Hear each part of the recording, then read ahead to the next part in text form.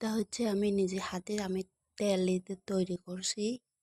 এখানে আছে লাল গোলাপের জবা ফুলের, এরপরে আছে জবা ফুলের ফুল আছে, আর আছে গোলাপ ফুলের ফুল, এরপরে আছে আমলকি, নিম পাতা, আরো অনেক কিছু পাতা আছে। আমি এই সব নামগুলি জানি না, আগের থেকে আমি এই সবগুলা ফটো তুলে রাখিনি, আমার আইডিয়া ছিল না। তারপরে এই তেলটা আমি নিজে তৈরি করে কাজ করি, তার লেগে আমি এখন এটা আমি নিজেই এটা আমি অনেকদিন ধরে এটা আমি জলে ভিজে আমি আগে রসটা বাইর করছি, সিদ্ধ করে বসাইয়া, এরপরে আমি এই রসটি আগে আলাদা করে রেখে বাকি পাতা দিয়ে আমি রুদ্র শুকনো করে আমি দিয়ে রাখছি, রাখি এরপরে আবার এই তাহলে শুকনো দিয়ে আমি জলে ভিজাইছি।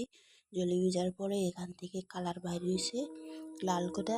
আগে তো আরো সুন্দর কালার বাইর হইতো, এখন আরো হয়েছে। এই রসটা আমি চাটনি দিয়ে আমি ছাড়িয়ে এরপরে এটার রসটি আলাদা করে যে কোনো একটা তেল দিয়ে আমি মিক্স করে সিদ্ধ করব। সিদ্ধ করে এতে মাথায় চুলে দিব আমি। যে তেলটা আগে বানানো হয়েছে ওই তেলটা হচ্ছে এটা একটা ওষুধের বোতল। এই ওষুধের বোতলের মধ্যে আমি এখানে ঢুকায় রাখিয়ে দিছি। এখানে আদা আদা আছে, এটা আমি এই তেলটা এখন আমি দিই।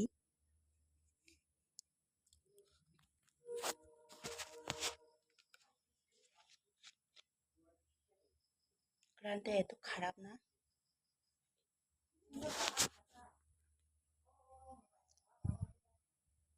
এটা হচ্ছে আমি দিচ্ছি।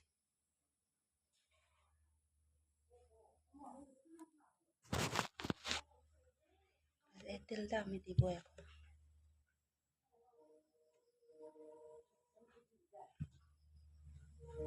ক্যামেরার মধ্যে দেখা যায় কি না এটা আমি জানি না, কারণ আমি ব্যাক ক্যামেরা করতে পারছি না।